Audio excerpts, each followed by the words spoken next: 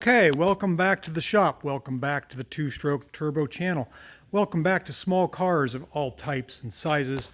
And welcome back to Stella, the shop dog, who is hot. It's 95 degrees, late September in Portland, Oregon. And it is just ridiculous. Stella, what do you think? You sucking up all that cool air in your tum-tum-tum? Yeah, that's a good puppy. So this car is the next video. You guys can maybe guess what it is. Maybe not. It's pretty special. We're going to talk about IMA and her engine.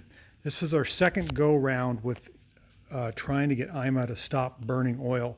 If you recall, IMA came in and was burning oil to the point where the customer said 3 miles per spark plug, I think is what he said. Something like that. It fouls a spark plug every 3 miles. That's unacceptable. Burning a lot of oil in Isetta is not fun. This is the engine. I've gone through and we put in a new cylinder, a new piston. We found lots of scores on the piston. I have that around here someplace.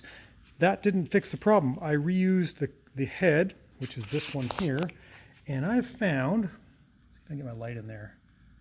There's a lot of porosity down in and around the intake guide, and I found a couple of areas where I think it was pulling oil on the outside of the guide, which is really unusual. So only when the valve would be open, it would pull oil from on top from this area, just as very, very little. I've tried a couple tests and I can't see that, but I have to put it under vacuum, which the engine creates. And I think that's, well, I'm gonna go with that. So we rebuilt the head. New valves, new guides, new valve stem seals, which Isetta's never came with valve stem seals.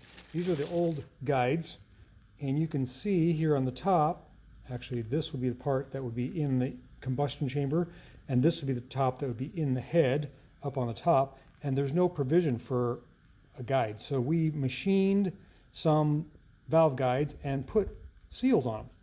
New oversized valves, intake and exhaust, there's not a lot of them, and redid the rockers and milled the head a little bit, fly cut it for a little extra compression.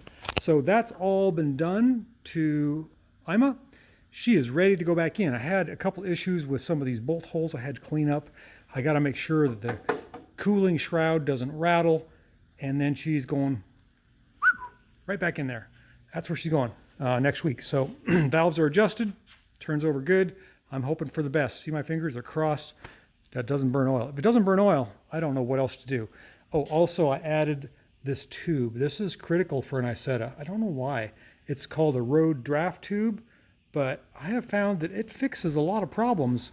This engine didn't have one, and the last 3 Isettas that came in didn't have them, and it fixed some oil splattering and dripping problems, so I'm hoping that helps too.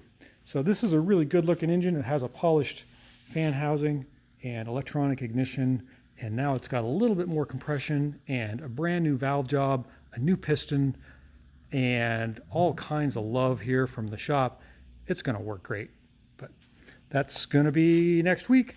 And same thing with this car next week. You guys are going to get an eye load of this because we got a lot of work to do on this thing. It's a Fiat Panda. I'm going to give you a little update, kind of a preview, kind of a sneak peek. It's a Fiat Panda. I'm not sure what year, but very rare. Never seen one before. So it'll be my first time working on it. Stella and I are going to go home. We're going to enjoy the weekend. It's going to be hot. And I hope you guys are doing well. Thanks for watching the channel. Thanks for staying in touch. Thanks for all your comments and encouragement. We really appreciate that. Got a lot of cars to do. A lot of cars to work on. There's no end of cars. There's much work to be done.